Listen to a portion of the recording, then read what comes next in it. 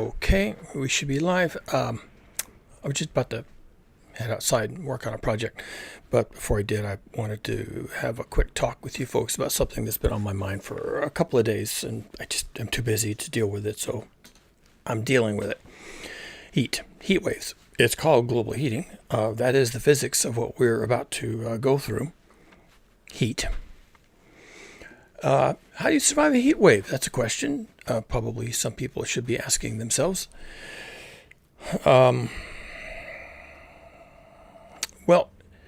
a lot of people won't even know that a heat wave is coming.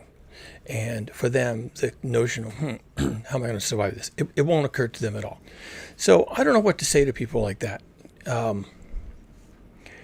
There's a temptation from where I sit, being all full of science and sciencey stuff, to say, well, if you think the cost of education is expensive, try the cost of ignorance, right? That's the bumper sticker version of this.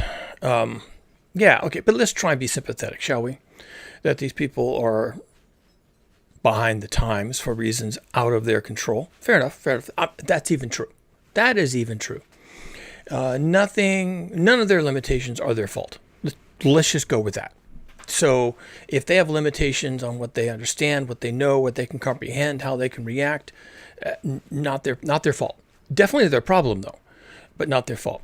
I think the first step in surviving any crisis is to recognize a couple of things. One, there's a crisis, and it's coming. And by the way, this video is sandwiched in between past heat waves we've been having in the U.S. and Europe and around the world, and this big one that's coming up that has been called a heat dome, a death dome, a ring of fire. So I'm kind of getting ahead of things a little bit, which is, I won't say that's a first for me, because I don't do weather forecasting. So, but it is true that I don't do weather forecasting. So for me to come on here and say, "Ooh, there's a heat dome coming, be prepared," that's a little different for me. I talk about science. I talk about global heating is coming and the melting of the ice is coming. But that's climate, right? That's Earth system dynamics, and this is just weather. So let's just talk about weather. So how do you survive a heat wave? Well, number one, you need to know it's coming. I've mentioned several times in the last few videos on this stream that people's ability to know what's coming is being degraded. The Trump administration, Doge, Elon Musk, and all the others have been defunding and destaffing, meaning firing people or offering them early retirement. All of our early warning systems as regards the Earth dynamic system, all of our early warning systems have been degraded. Have been. Not future tense, past tense. It's done. It's already done. In fact, people were looking at the massive Texas floods where people claimed that they didn't get an alert. Turns out they did. And people were saying, well, that's because the National Weather Service, the Storm Prediction Center, have been defunded and destaffed. It turns out there was some destaffing, but it was in Texas. So, it is a problem. This is going to be X risk for a lot of people. So it's going to be harder and harder to even know what's coming. So the idea of, ooh, wow, that's a thing coming. Max Velocity, his channel, he calls it a death dome. That sounds like something I should be paying attention to. And even if you're not the person with a propensity to panic about the weather, even if you're a stoic and you say, those weather people, they're always wrong. When someone starts calling something a death dome, you may want to pay a little bit of attention, possibly. If there was a hurricane coming ashore and they were saying it was going to land as a Category 5, you might want to pay attention. Just saying. Yeah, they could be wrong. It could be a Category 4. They could be wrong and it could go 50 miles to the east of you. But okay, pay attention. Maybe just a suggestion here. Not telling you what to do. Well, the truth is, though, we're just going to have less and less of that. The mainstream media weather presenters the meteorologists have never been very good at this. I'm not sure why. It is a genuine mystery to me why meteorologists are just constantly don't seem to care about any of this. They're in a good position. They've got the data. They've got a little bit of time on their hands at the end of the day when they're doing their their shtick on the evening news. They have some, 30 seconds. They could say something. They don't. They never do. I'm genuinely surprised at that. Maybe it's corporate media telling them don't say anything scary because we get angry letters from people that you're trying to scare them, so let's just tone it down. Maybe that's the reason. Maybe it's just corporate media not wanting to deal with all the Karens in the world, possibly. But even when they're off camera, meteorologists just don't sound like they're with it. They just don't seem to care. And that could be cultural. That maybe they learned this in college, that only thing you look at is, 6 hours ahead, 12 hours ahead, and always downplay the weather. We don't want people to ever be afraid of the weather, because if they're afraid of the weather, then they're going to become angry at weathermen and weatherwomen and presenters. So always tone it down and make sure that you always end on a happy note, whatever, puppy, kitten pictures, whatever it is. And they'll actually really do that. So you kind of get the feeling that there's maybe something going on with the meteorologists, that they're always downplaying this stuff. Don't know why. Your theory is as good as mine. Leave comments in below and let me know what you think is going on there, because I'm open to suggestions. So in addition to, there's just less data all the time because the Trump administration is really doing that. That's not me being partisan, anti-MAGA or anti-Trump. They're doing that. They're doing it to save money. They'll tell you why they're doing it. That's their claim to fame. And then the meteorologists were never very helpful. So the ability for people to understand that, there's a heat wave coming, that's not going to be a thing. I genuinely believe that ship has sailed. People just aren't going to know.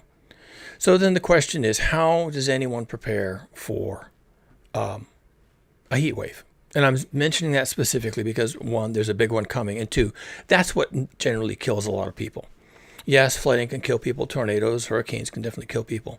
But we can have more heat waves that last longer, that rack up larger fatality events than we can have probably anything else. The recent heat wave in Europe, the official number, so my guess is it's bigger, was that in the 2 weeks or so that was ongoing, the Europeans reported 2,300 heat-related deaths. That's a lot of dead people. 2,300 people. That's a lot. And we might as well go ahead and double it, because these are official numbers, and they get their data from emergency rooms, and it's really up to the physician to say why, how, and in what way a person died, and then that's the numbers that get statistically collated later into death statistics. So if he decides it wasn't heat related, but it was something that doesn't run through the filter in the correct way, even if you just misspells the word heat, right? H-E-T, then it's not heat related anymore. It's het related. Dumb things like that, right? Our reporting systems are pretty primitive, 1800s type of reporting systems. So we're not going to know how many people succumb to these heat waves. But 2,300 was reported in Europe. Europe's really advanced. I mean, come on. That's the birthplace of Western civilization as we know it. Going back to the Greeks, they've got some things going on, even if you don't think the Greeks have much going on these days. Nevertheless, Europe, starting with the Greeks and then the Romans, they have got a lot going on. And still, they had 2,300 reported deaths from a heat wave. So yeah, these heat waves can really kill you over large areas. They can kill a lot of people. They can kill more people than can actually be reported. There's so many people. And probably some of those 2,300 people are still waiting burial. I mean, this was a big event. It was a big deal. Paris had a heat dome that, 2003, I think now? It's so long ago, I can't remember the date. 2003, they had a heat dome that people are still trying to figure out how many people died. And at the time you heard it was 12,000, and then later on it was like 25,000, and recent numbers I've heard are 50,000 dead, and then they were saying 70,000 people died. Is that France or is that Europe? I think that's France. France had a heat wave. And that they had huge fatality events. Why is that? Why is it that France, a modern country with nuclear power and nuclear weapons and a standing army and trade deals all over the world, how is it that they can lose tens of thousands of people to a heat wave? Well, because it's new. Heat waves in France are a new thing. They have a temperate climate. They kind of know what's going on with their climate. They expect some heat in the summer and some cold in the winter, but they've got a handle on things, right? They got a handle on things, and their building codes and their building practices and how they move around during the day and their transit system and the jobs and the commuting and all that stuff is sort of built around having a feel for things. So when a heat dome comes, a death dome, a ring of fire, whatever it turns out to be, they're just not ready. They're not ready. And so, these people in the U.S. next week, they're going to be getting a heat dome. And are they ready? Well, if it was just the regular thing, then you'd say, yeah, they're ready. But it's not going to be the regular thing. This is expected to break hundreds of heat records across the country, pretty much everywhere east of the Rockies. So about half to 2/3 of the country certainly half the country will be experiencing way over the top record heat. So how do you survive a heat wave? Here we are. The heat wave is coming next week. We know it. How are you going to survive this? Well, if you don't know it's coming, then this discussion is sort of irrelevant to you.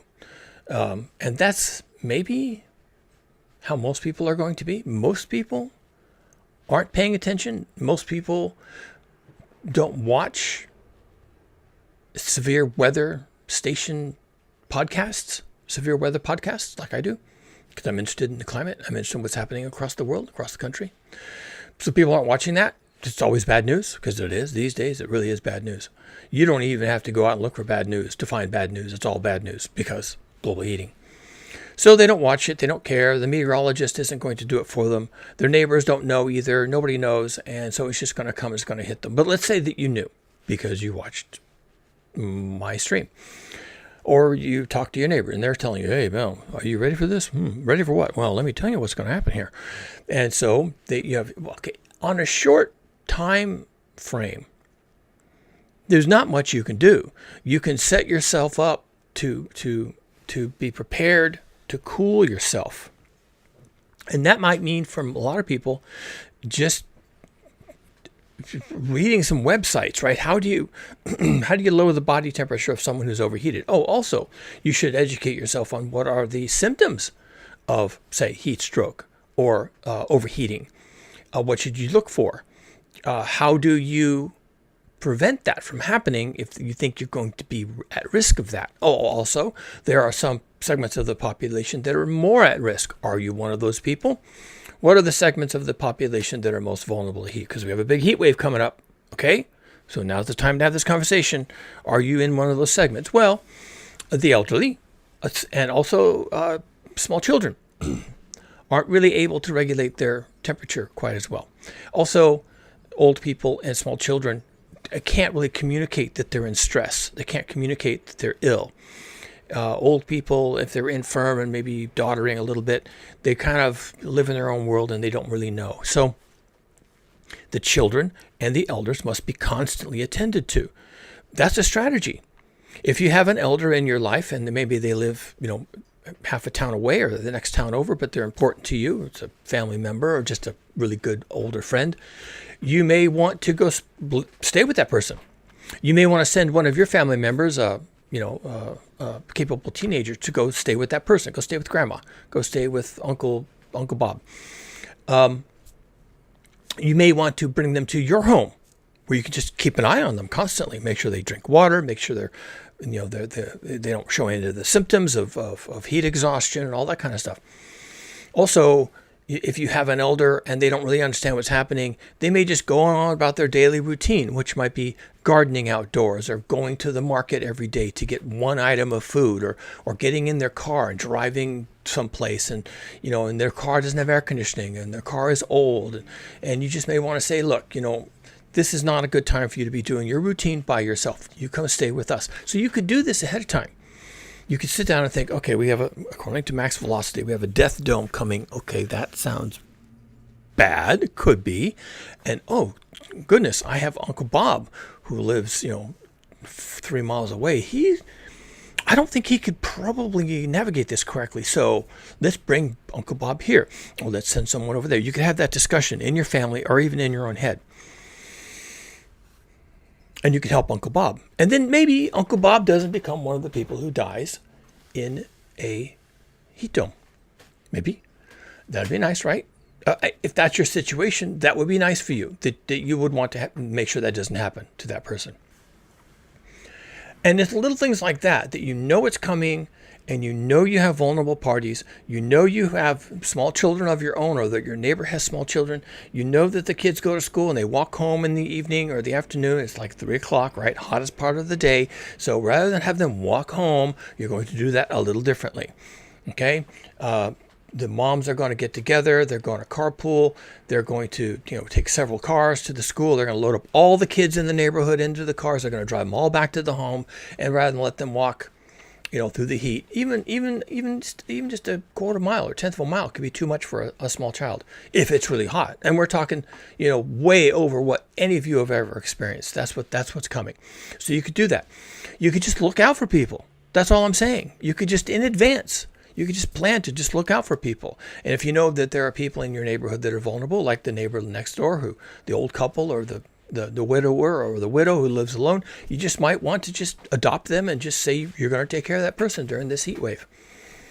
And probably you've been doing that in the past anyway for, other purposes. But, for this one, you're going to go over there and you're going to tell them, look, there's a heat wave coming and I'm going to be keeping an eye on you and I'm going to be coming over here to check on you and I hope that's okay. You could do that now. Do that now. Other things you could do. So it's too late to install air conditioning if that's what you want to do. Now, that's not exactly true. You can install a window box air conditioner that just plugs into a regular AC outlet in the wall.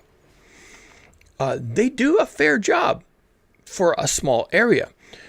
We have one right here in our house. I run it pretty routinely. We've got solar power, so I don't care about the cost. Never crosses my mind. So if I come in the house and it's a little stuffy and hot in here, I'll just go ahead and turn on the AC. I won't even be in here. But every time I come in, that part of the room, that part of the house is a little bit cooler. And that's really all you're going to get. If you sit in front of it or you walk past it, you're going to feel the cool air because they're small.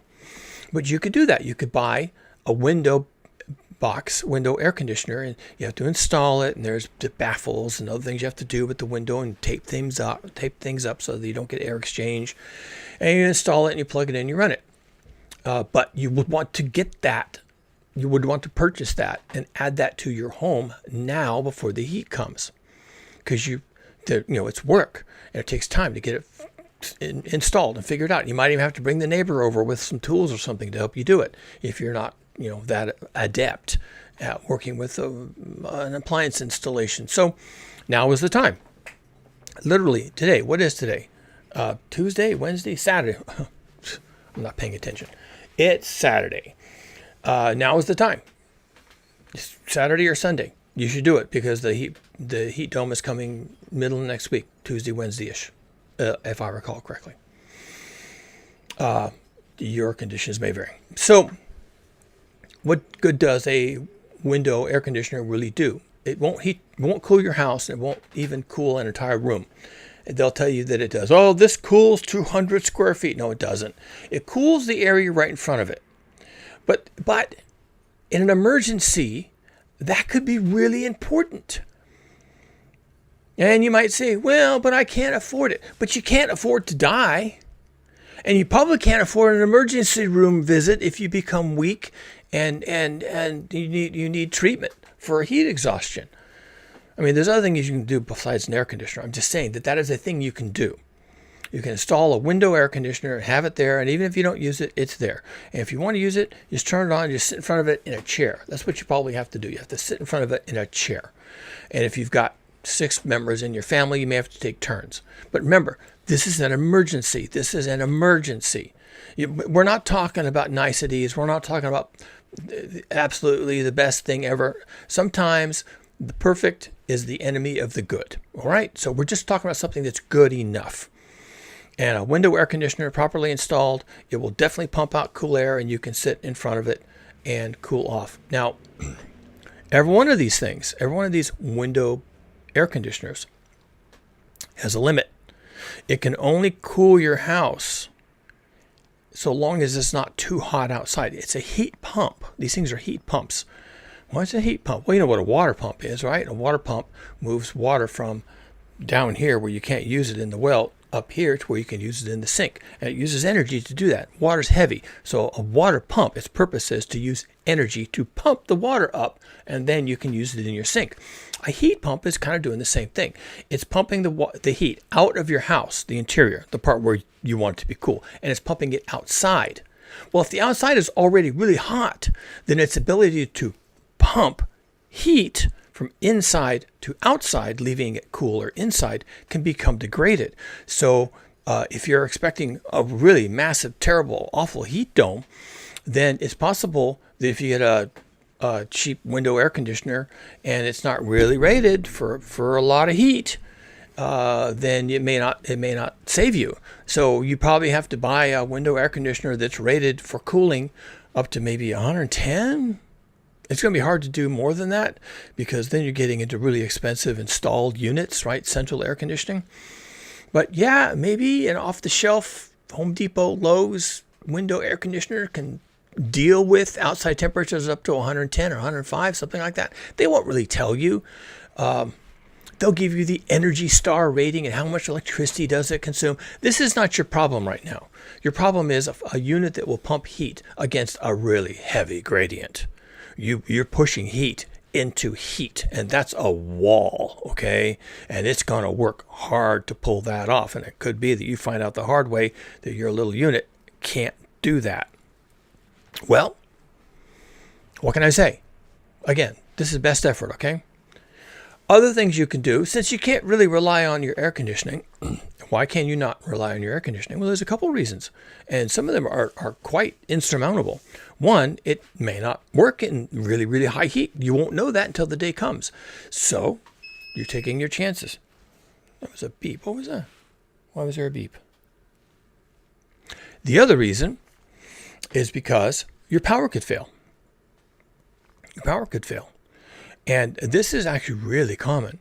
The infrastructure we have built is just like the houses we have built. The electrical infrastructure was built for a certain expectation of demand, certain temperature regimes outside, certain level of maintenance. Like, we don't have everybody we need to repair everything all at once. We can repair some things, but not everything. You know, the power company is, again, best effort. It's going to be best effort on a hot day. That's all they can do. And, you know, maybe they'll bring in all their linemen and all their trouble men, and, you know, they'll have everybody on staff, and they'll have all the trucks ready to go, but it's still best effort. And if there's a big heat wave, and that's what they're calling it, it's a big heat wave, it's a death dome. If a death dome comes in and it settles in, then the infrastructure may simply not hold up. That's it, period. It's just not going to hold up. It could, you know, the outside transformers that are up on the power poles, again, they're trying to cool themselves during heavy use. The use just went up, and the heat went up, and so the transformers are getting hot, and it's already hot outside. They're getting hot from heavy use, and they blow up. They just short out inside, and they blow themselves to pieces. And, it's very dramatic when that happens. Also, there's various fuses up in the power poles that can trip because of excess demand. There are other components all throughout the system, substations and everything else, that can go down because of excess demand. They just not rated for what's coming. And we've been creeping slowly into heavier reliance on electricity grids, because what are we doing all this time, right? Lots of people are already adding air conditioning.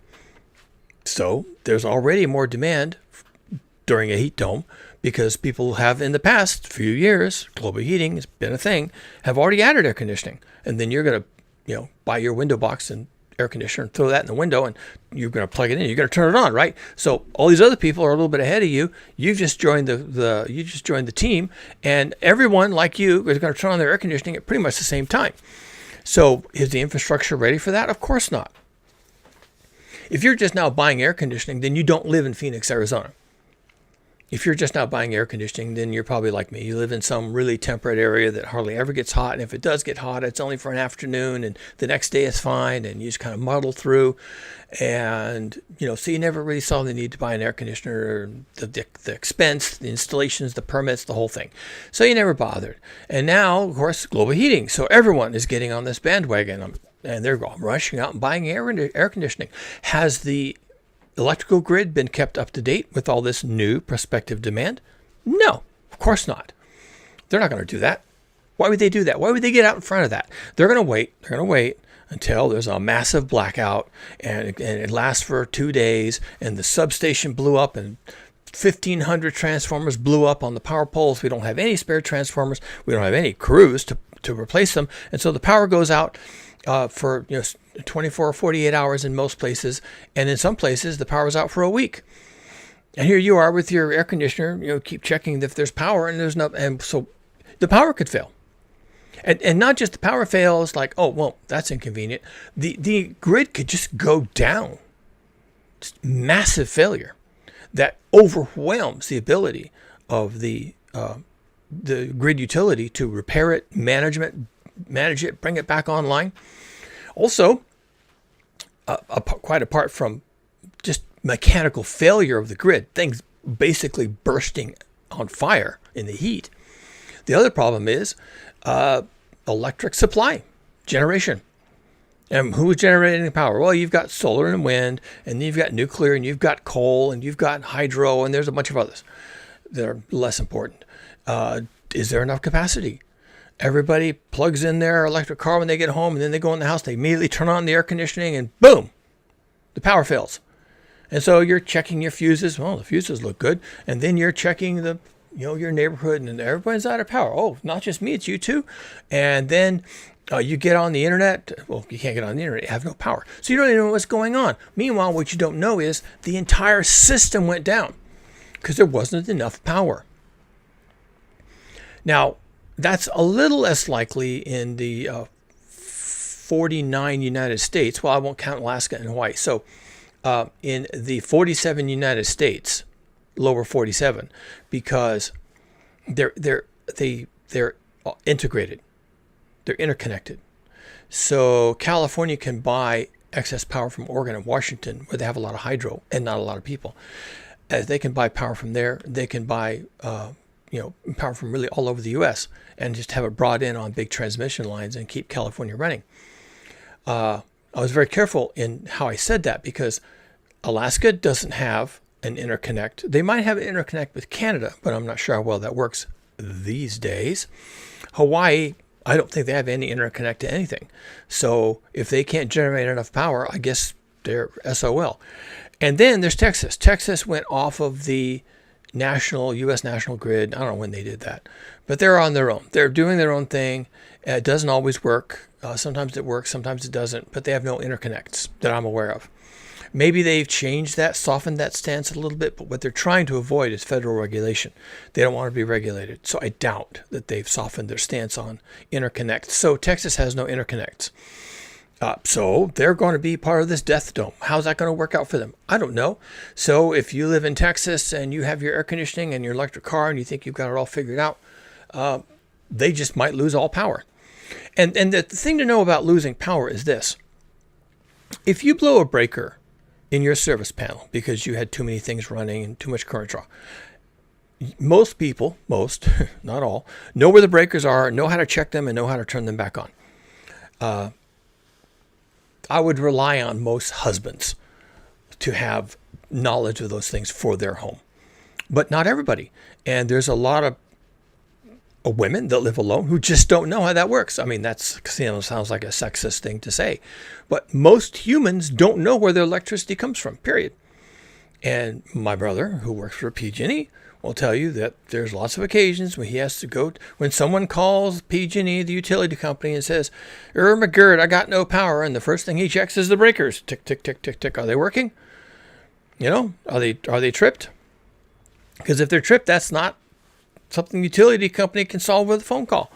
You have to have an electrician come out because I don't think he touches the breakers. That's on-premises equipment. So he'll say, "Yep, yeah, you got a breaker thrown here. You need to fix that. Flip it the other way." "Oh, I can't touch that. I'm scared." "All right, then call an electrician to come and flip your breaker back the other way, because I'm not going to do it." So that's what happens. People just don't know. You think that's dumb. You think that's ridiculous. People don't know.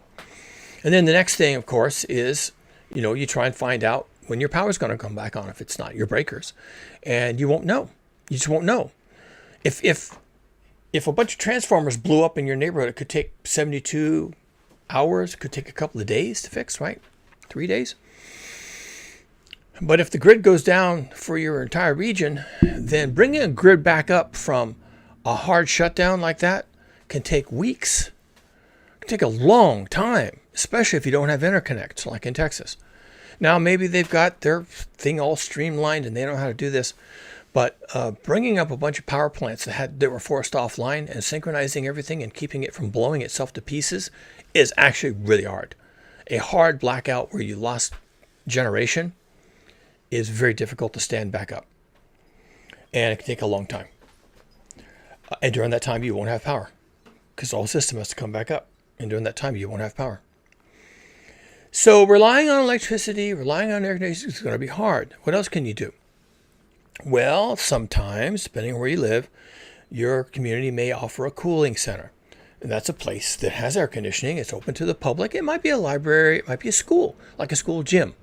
School gyms often have air conditioning installed, and that's a place where you can go. They'll be running it. But again, they're only running their cooling center if they've got power. If you don't have air conditioning at home because you've lost power, you may drive down the 3 miles to the cooling center, find out they don't have power either, because it turns out it's a regional thing. Now, a cooling center ought to have a generator. If it's going to be a cooling center for, during blackouts, you'd think they'd have a generator. So did they invest in a generator? I don't know. That may be something you want to ask around about. You may even want to start asking those questions now. Where's my nearest cooling center going to be? And do they have a generator? And how is it powered? That's my wife. I'm not going to answer that. And so on. So if it's a wide-scale problem, you're just going to have no solutions. You just may not have solutions. You can cool yourself with food in the freezer. So ice packs, even frozen vegetables like frozen peas really work fairly well as an ice pack. You may not, of course, if your power fails, then everything in the freezer is going to thaw. So after 2 or 3 hours, that's not really an option. But you can also cool yourself in water. So everyone has a tub or a shower or both. And you can run the water over you and cool yourself off. And that can be really healthy because the water is never as hot as it is outside. But water can get really hot, especially on hot days, especially if there's many hot days. The water coming into your house may already be hot. It may be 80 degrees. It may be 85 degrees. Cold water may not be available to you. But you can try, right? You can try it. You can also use wet towels. I'm saying all these things. There are better websites, the Red Cross, all these other people. It can tell you everything you have to do. I'm just putting this out there, and I'm trying to integrate all the challenges during a heat dome, all the solutions I can think of offhand, and some of the challenges you're going to have, like your own elders, the elders next door, the things you may want to keep track of, because we're going to have a mass fatality event. Remember, Europe lost 2,300 people in about 2 weeks, and France lost tens of thousands of people during their heat event in 2003. So it can happen. We can have a mass fatality event next week. We really could. Not out of the question. Not off the table at all. It's your responsibility not to be part of that. And the way you deal with that is to deal with it ahead of time, because by the time you're overheated and you can't even sweat anymore because you're so dehydrated, and the water coming out of the tap is 90 degrees, and you don't know what to do, then it's too late. Or you call grandma at the house and she's not answering, and she's 3 miles away, and you have now get in the car and go over there. It's too late. How long has she been not answering the phone? Well, you haven't been calling her every 15 minutes, so she could have been down and out for 3 hours already. And so that's where we're headed. That's where this is going. That's where this is going. And the United States of America, wealthiest nation, biggest military, whatever, GDP, I don't want to hear it. The people are not ready. The people are not ready. They're just not ready. Now, nobody's ready. Our people are not ready. Having the biggest army and having the biggest GDP and tariffs and the whole thing doesn't save you from a heat dome. That's a personal problem. You're going to have to cope with that. You're just going to have to deal with it. Will you? What's your situation? How big is your problem? Is it just you, or is it you and your family? Do you have elders and children? Do you have neighbors next door that you care about? Is there an elder across town? How big is your problem? How big is your problem? I can't speak to your problem. How long is this going to last? Is the power going to hold up? I don't know. If you're living in Texas and you don't have interconnects, you could be SOL for weeks. And then what do you do? At what point do you have to just run away? And if you're going to run away from this, where do you run? This is covering a third of the country. So where do you go? How do you get there? In your car? Driving in the heat? With your car being old already and tending to overheat, and now it's 110 outside, and you can get 5 miles before the radiator boils over? Is that your situation? Because if that's your situation, then running away is not a thing, okay? Running away, going 500 miles to a state that doesn't have this problem and still has electricity is not on the table for you if your car is going to boil over in 5 miles. Oh, and by the way, if your car boils over in 5 miles and you're out of your car because, it's not running, so there's no air conditioning. Duh, right? Duh. You're in your car now and there's no air conditioning and it's basically just an oven inside and you have to get out. Oh, and by the way, it's 110 degrees outside and the asphalt is so hot that if you fall on it, you're going to get enough burns to go to an emergency room. But you're in your car and you're 5 miles from home. What are you going to do? What are you going to do?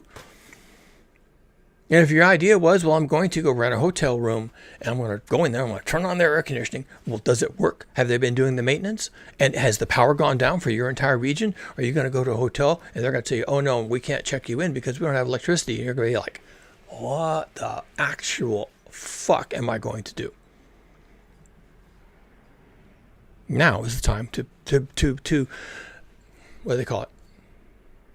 Game that out. You have to game all that out.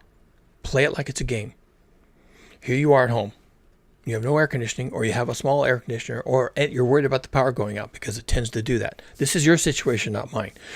You know your situation better than I do, and you know maybe from past experience that the power tends to go out suddenly, and it's out for overnight until the next day, and sometimes they fix it the next day and sometimes they don't, and so you're going to have to think about that.